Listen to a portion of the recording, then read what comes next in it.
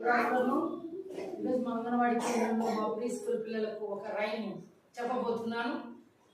Hi childrens, good afternoon children's.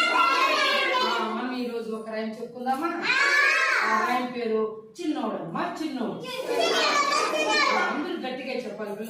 చిన్నోడమ్మ చిన్నోడు cycle కొన్నాడు,